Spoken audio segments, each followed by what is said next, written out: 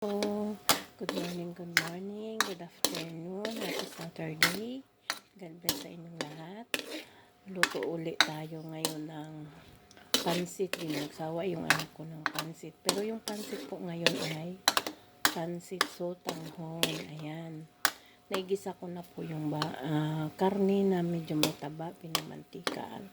Pinakuluan ko muna siya para magmantika. Tapos sinunod ko yung laman niya, tapos yung bawang sibuyas, ayan, ginisa ko na siya, ayan. Then saka natin ilagay yung may manok siya, ito, nahimay ko na yung manok, kaso mamaya ko ilagay kasi para hindi siya ma-overcook. Isabay ko siya sa mga beans, ayan, ilagay na natin yung ano ba, wait, teka lang muna. Ilagay na po natin yung gulay.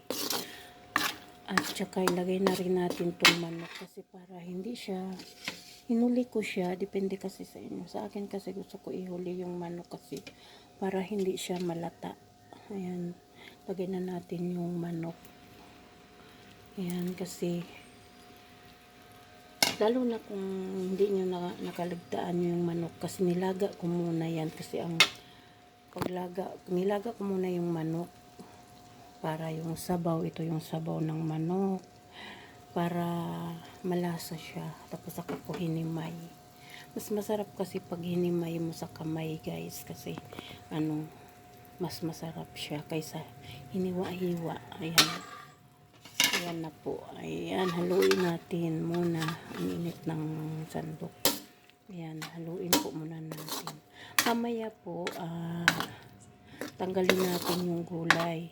Tapos lagyan natin ng tubig mamaya kasi hindi siya pwedeng mababad sa tubig kasi ma-overcook. Ayan, saka natin ilagay yung sotanghon.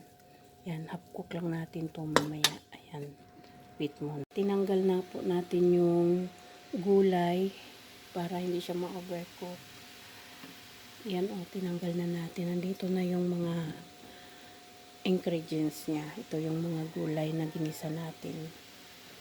Ayan, so ilagay na natin tong nilagaan natin ng manok. Lagay na natin dito. Ayan.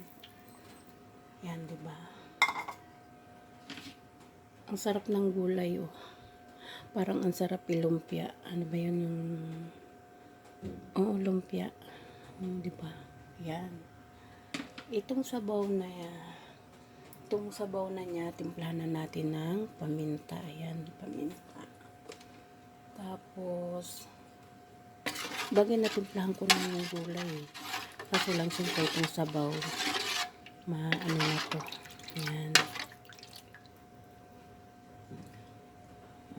Kumulo na siya. Ayan. Pakuluin yung mabuti para hindi siya madali mapanis. Gustong gusto ng mga anak ko yung pansit ko.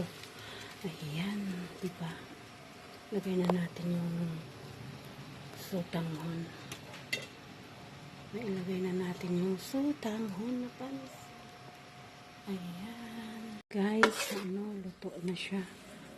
Ayan, pwede natin ilagay yung sahog niya, yung mga gulay at karne. Ayan, diba? Wow, ang sarap, ang daming sahog. Ayan, mamaya yung repolyo.